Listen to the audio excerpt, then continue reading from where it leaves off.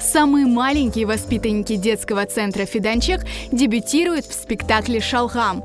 Сказку «Репка» перевели на крымско-татарский язык. Спектакль показали на празднике Ораза Байрам.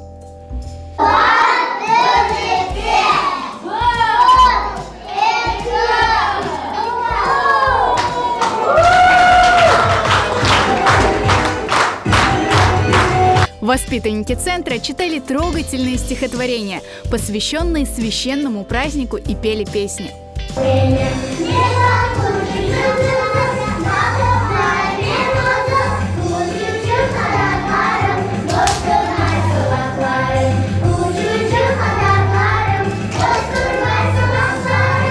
Koktiki kunyeshichun, uçhan kobelekichun, aşağıhanım mekichun, Allah sana çok şükür.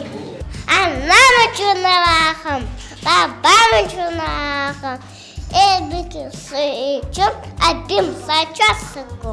Ben bayıma pekşiyim, akındama zamanım.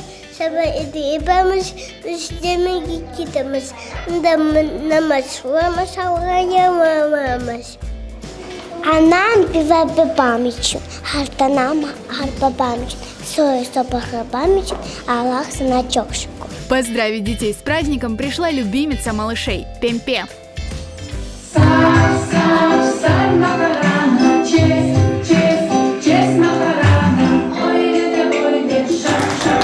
Обучение детей родному языку, их воспитание в духе крымско-татарской культуры и традиций – главная задача педагогов центра.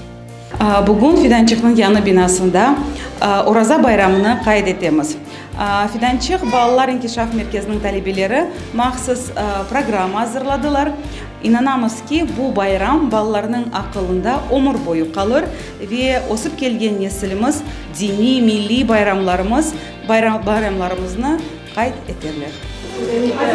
Ben bugünkü şalgamısında bir tane oynadım. Babamla pek beğendim.